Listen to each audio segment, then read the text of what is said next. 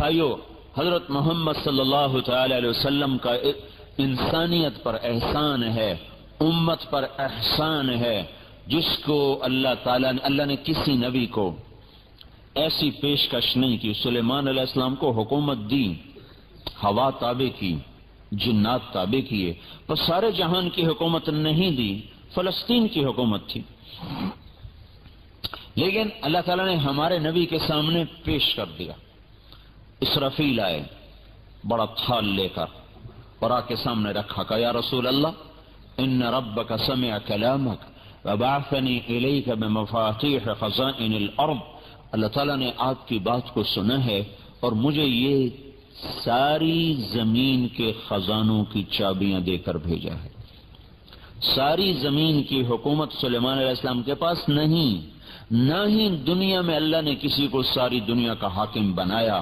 کچھ لوگوں کے بارے میں لکھا ہے، لیکن اس کا مطلب یہ نہیں تھا کہ ساری دنیا کے حکمران تھے، مطلب تھا کہ اپنے دور کے بہت بڑے بادشاہ تھے۔ یہ نہیں کہ اللہ تعالیٰ نے کسی کو 6 بر اعظم پہ حکومت دے دی ہو۔ آج پیشکش ہو رہی، بعثنی الیک بمفاتیح خزائن الارض، یا رسول اللہ اللہ تعالیٰ نے ساری زمین کے خزانوں کی چابیاں دے کر مجھے آپ کی خدمت میں بھیجا ہے، اگر آپ فرمائیں گے تو سب کچھ آپ کے لیے تابع کر دیا جائے گا۔ اب آپ ارشاد فرمائیں عبداً رسولا او ملکاً رسولا، آپ بادشاہ بن کے نبوت کرنا چاہتے ہیں کہ غلام بن کے نبوت کرنا چاہتے ہیں؟ تو ہمارے نبی نے فرمایا بلا عبداً رسولا، نہیں مجھے بادشاہی نہیں چاہیے، میں غلام بن کے نبوت کروں گا۔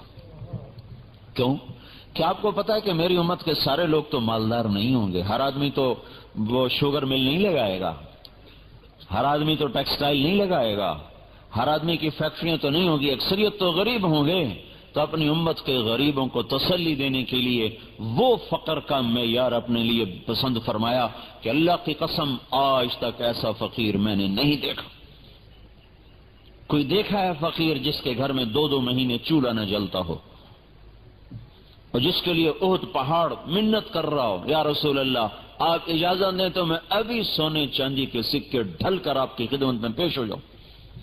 عرب کے سارے پہاڑ جس کے لیے سونا چاندی بننے کو تیار ہوں، جنت کے دسترخوان جس کے لیے اترنے کو تیار ہوں، جنت کے عالی شان گھر جس کے لیے زمین پر اترنے کو تیار ہوں، جنت کے عالی شان کپڑے جس کے لیے اترنے کو تیار ہوں، براق جو معراج کے لیے آیا تھا وہ 24 گھنٹے آپ کے در پر باندھے جانے کو تیار ہے، خوشی سے تیار ہے، پھر بھی آپ اس کو رد کر کے گدھے پہ سواری فرما رہے ہیں، پیدل جا رہے ہیں، خچر پہ سوار ہو رہے ہیں، اونٹنی پہ سوار ہو رہے ہیں، اونٹ پہ سوار ہو رہے ہیں۔ ہاں چونکہ آپ مالداروں کے نبی بھی تھے، صرف غریبوں کے نہیں تھے، تو آپ نے کبھی کبھی بڑے عالی شان گھوڑوں پر بھی سواری فرمائی تاکہ میری امت کے مالدار کے لیے بھی گنجائش نکل آئے۔ سکب ایک گھوڑا تھا آپ کا، سبحہ وہ ایسا تیز تھا کہ اس کا نام ہی سبحہ رکھا گیا۔ سبحہ کہتے ہیں بہاؤ کو، بہاؤ۔